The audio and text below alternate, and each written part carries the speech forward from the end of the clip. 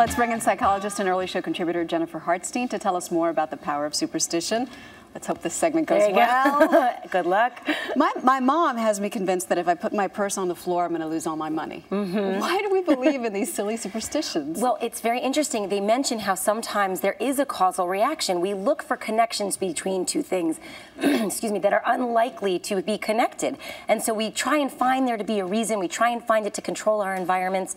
And when it does work, it gives us some proof, so we keep doing it, Right. we keep doing it, and it gets handed down generation to generation. Do you think it can be a good thing to believe in superstitions? There are really some good elements. There are some things like it gives us some control over our environment. It can motivate us. We can see good outcomes. There have been probably some major discoveries that have occurred because trial and error and things went together. So there is a placebo effect kind of a thing where we do say, oh, well, if I keep my fingers crossed and I, wish on the first star, we're going to feel better, we're going to feel more in control, and good things are going to happen. So it's sort of the self-fulfilling prophecy. Yes. If we wish it, it will come.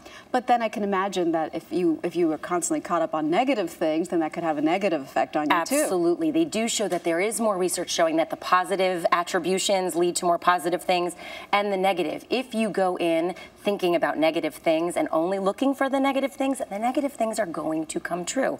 Absolutely going to happen. What are some signs that you're taking your superstitions way too seriously? And you really have to be careful. So there's three main things. One of the first thing you want to think about, are you feeling more anxious and tense when you start to think about these things? And so it's not reducing your anxiety, it's actually increasing it. Are you having more obsessive thoughts? So you can only think about, if I don't do this and if I don't follow this ritual or this routine, I'm going to have bad luck. And lastly, are you having repetitive behavior? So you have to touch the same thing, do the same thing, act the same way every time. Right. And if you don't, bad stuff's going to happen. Got it. Dr. Jennifer Hartstein, thank you. We got to rub the foot. Yeah, who invented the rabbit's foot and why? It's a fabulous question. Right, and I didn't know they still sold them, but there you go.